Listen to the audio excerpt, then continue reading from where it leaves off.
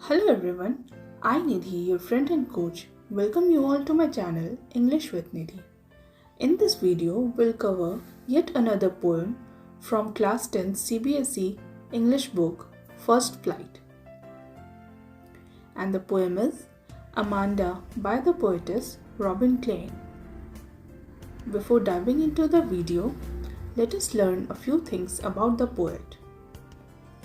Her full name was Robin McMorg Klein. Date of birth 28th February 1936. Place of birth Kempsey, Australia. As of now, she is 87 years old. Occupation Australian author. She writes books for children.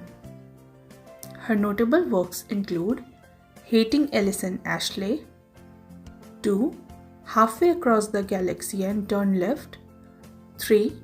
Came Back to Show You I Could Fly. The poem Amanda is about a young girl who longs to be free from the continuous control and nagging from her mother.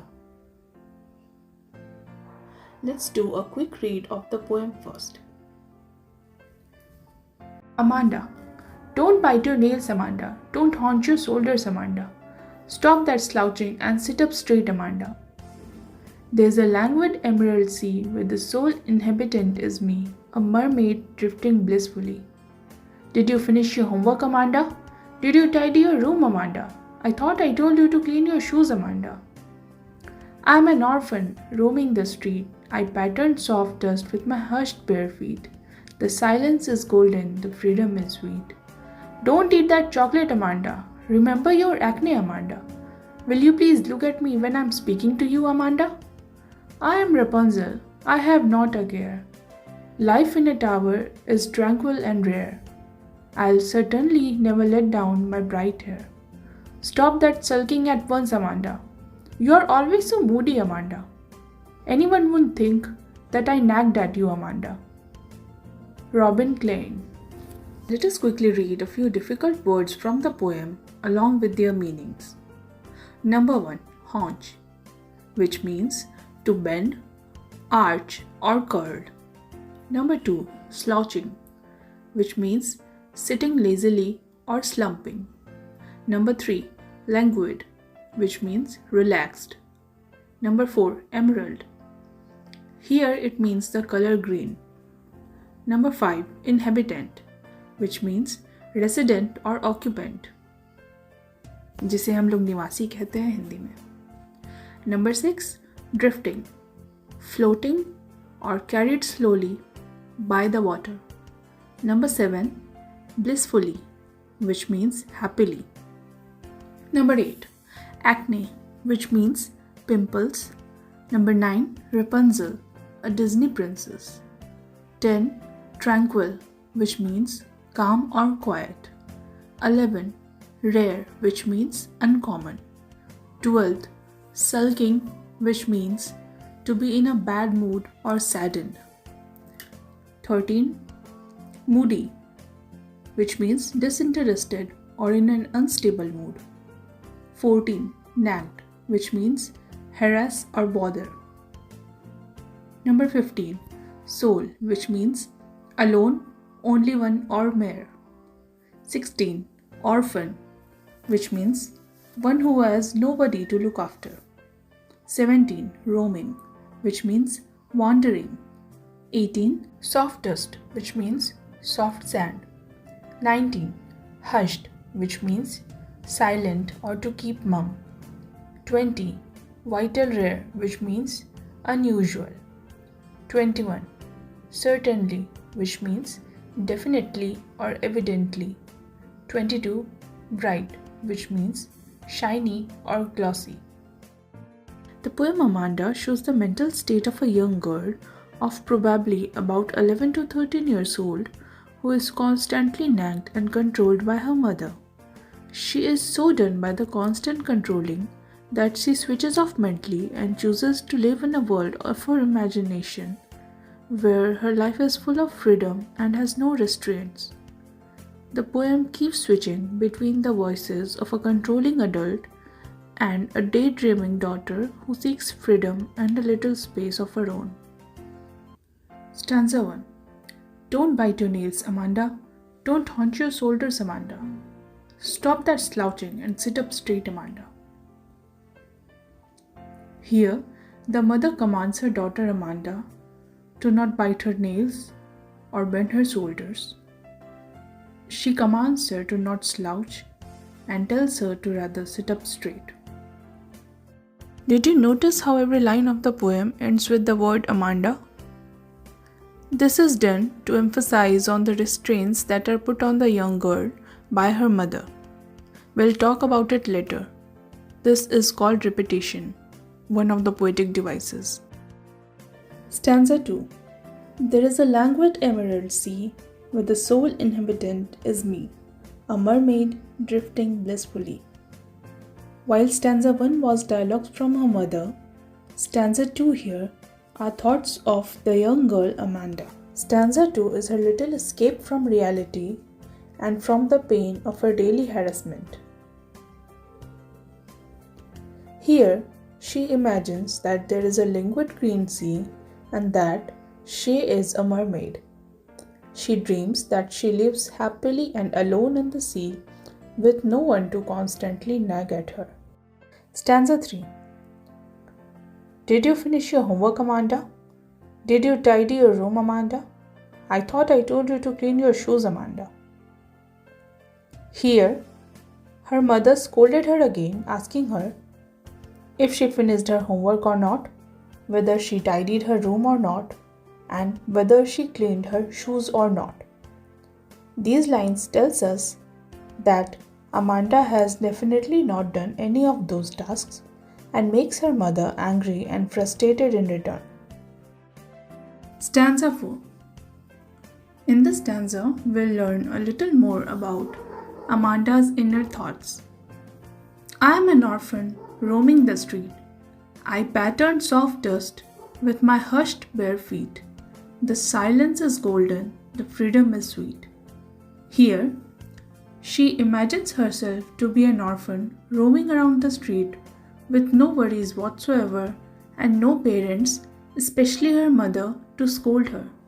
These lines suggest that Amanda is so done with her mother's constant nagging and commands that she has started to feel that her life would be so much better to have no parents at all or to be orphan than to have parents like her own.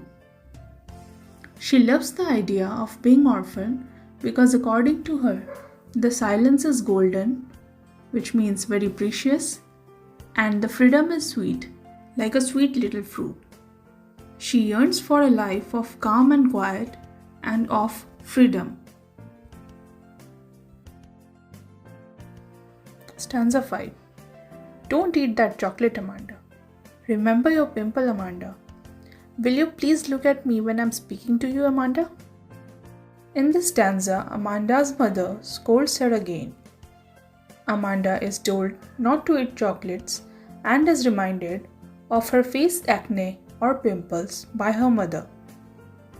Amanda looks away, not giving any attention to whatever her mother is saying, which infuriates her even more. Her mother scolds Amanda and tells her to look at her while she speaks. Stanza 6. I am Rapunzel, I have not a care. Life in a tower is tranquil and rare. I will certainly not let down my bright hair. In the stanza, Amanda imagines herself as Rapunzel, a Disney princess who was trapped in a high tower by her so-called mother and had long bright hair. She thinks that even if she were Rapunzel, she would like to live alone in that high tower all by herself, and she wouldn't let her hair down for her mother or her would-be lover to bring them up. This stanza further stresses on how fed up Amanda is of her mother and how much she yearns to be left alone and unbothered. Stanza 7. Stop that sulking at once, Amanda. You are always so moody, Amanda. Anyone would think that I have nagged at you, Amanda. In this stanza, her mother tells her to stop sulking. She further blames Amanda for being moody all the time and tells her to behave. Because this constant sulking of Amanda would make people around them think that she keeps nagging Amanda. Rhyme scheme. The stanzas with mother's dialogue or the words spoken by the mother is AABA, and the stanza which shows the thoughts of Amanda or her imagination is CCC. Themes: control and freedom. Amanda, she desires peace, solitude, and freedom, and she is rebellious. Mother, she is controlling and nagging. Poetic devices. Number 1. Repetition. The word Amanda is repeated to emphasize on the restrictions imposed on her. Number 2. Alliteration. Sound S in stop that slouching, sound S in sit up straight, and sound S in stop that sulking. Number 3. Metaphor. 1. Silence is golden. Silence is as precious as gold. 2. Freedom is sweet. Freedom here is compared to a sweet tasting fruit. Number 4. Imagery. Drifting blissfully. Central message or idea of the poem. It highlights the importance of upbringing of a child. Parents should be sensitive towards the wishes of the child and be mindful while teaching them the right and wrongs of life. Moving on, let's cover a few important objective questions of the poem. Number 1. Who is the poet of the poem Amanda? A. Leslie Norris. B. Robert Frost. C. Carolyn Wills. Or D. Robin Klein. And the correct answer is Robin Klein. Question number 2. What does the repetition of Amanda at the end of each line reflect? A. It describes who the speaker is talking to. It represents the absent-mindedness of the listener. Option number C. It shows the frustration of the speaker. And D. It helps create a rhyme scheme. And the correct answer is option number C. It shows the frustration of the speaker. Question number 3. How is silence described?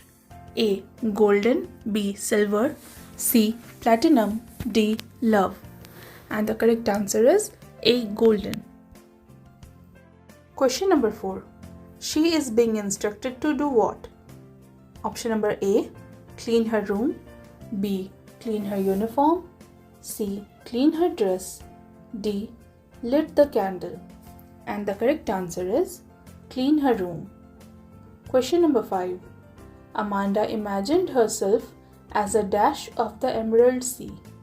Option number A. Flower. B. Mermaid. C. Island. D. Fish. And the correct answer is mermaid. Question number 6. After getting scolded from her mother, Amanda imagines herself as a or an A. Mermaid. B. Free bird. C. Orphan. D. Both A and C. And the correct answer is both A and C. Question number 7. The golden silence is contrasted with the option number A. The chaos of the street. B. Constant instructions received.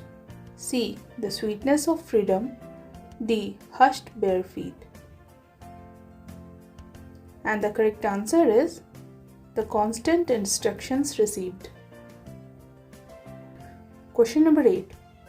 Amanda wants to play with dash being an orphan child. Option number A. Dust. B. Stones. C. Friends. D. Toys. And the correct answer is option number A. Dust. Question number 9. What could Amanda do if she were a mermaid? Option number A. Be in the green sea. Option number B. Lead a relaxing life. Option number C. All of the above. Or option number D. None of the above. And the correct answer is option number C. All of the above. Question number 10. Amanda thinks that she will never let down her dash. A. White hair. B. Bright hair. C. Yellow hair. D. Bronze hair. And the correct answer is B. Bright hair. Question number 11. Why should Amanda not eat chocolate? Option number A. It causes heart disease. B. It will damage the liver. C. It causes acne. D. It causes cancer. And the correct answer is option number C. It causes acne. Question number 12. What will Amanda's behavior make people think? Option number A. Her mother loves her. Option number B. Her mother harasses her. Option number C. Her mother is understanding. Or option number D. Both A and C. And the correct answer is option number B. Her mother harasses her. So that was it for the video today. Let's quickly summarize everything we covered in the poem so far. 1. We learnt about the poet. 2. We covered a brief introduction of the poem. 3. We read the poem. 4. We learned the difficult words and their meanings.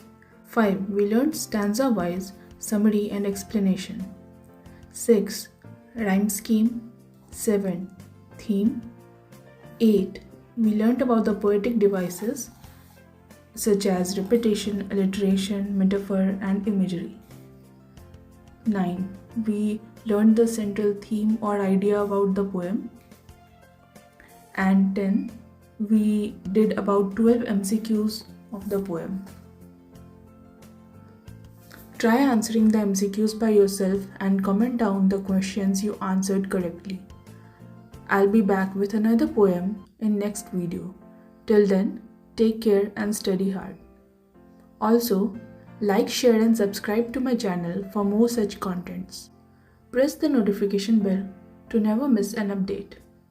See you soon. Thank you.